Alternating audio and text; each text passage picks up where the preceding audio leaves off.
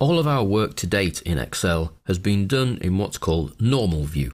At some point you may be required, or you may wish to use one of the other two views for your sheet, which is page break preview and page layout preview. Now these two options are very useful if you're looking at trying to control the printed version, whether that's printed to paper or printed to PDF. Let's take the employees D file as an example.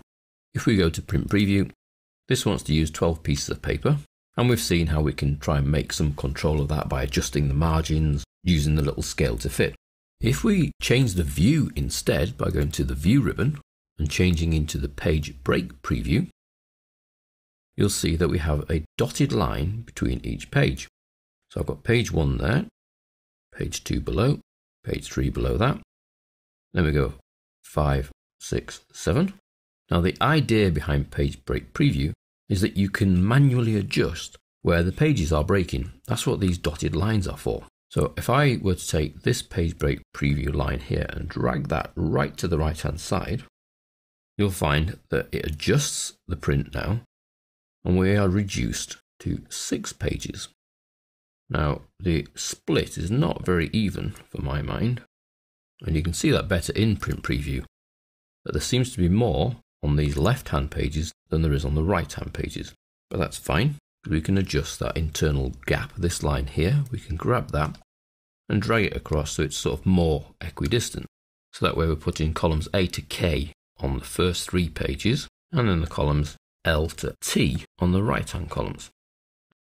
Now notice that that end column is not actually being used, so we could save even more space by actually dragging in the edge of the printing. And you can see then column T is not now included in our print area.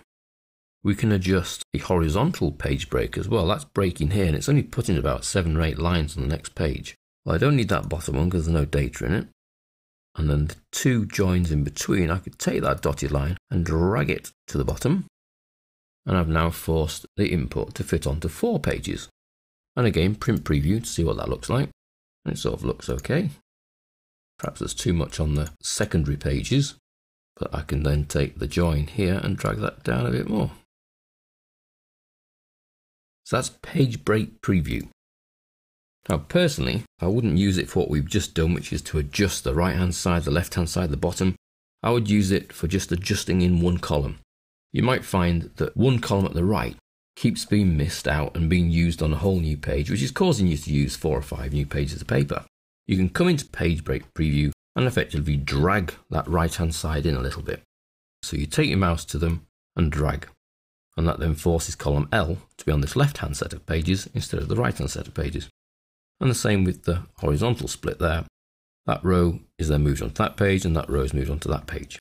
You can still work on this view, so you can still go into the cells and make changes and add formulas, etc. But personally, once you've used it to do what you want it to do, which is to adjust the page breaks, I would go back to normal and then work in normal. The other view, which is quite useful, is the page layout view. So again, this is on the view ribbon as well, page layout, and you'll see here we can actually see the headers and the footers. So we can see the header at the top and the footer at the bottom, and we can actually not just see them, but edit them. Once you're into one of the boxes, you'll see you get a context-sensitive ribbon, header and footer tools, design. Here are the same options that you get that you saw when we went through the dialog box to do the header and the footer. We can insert the number of pages, the date, the time, the file path, etc.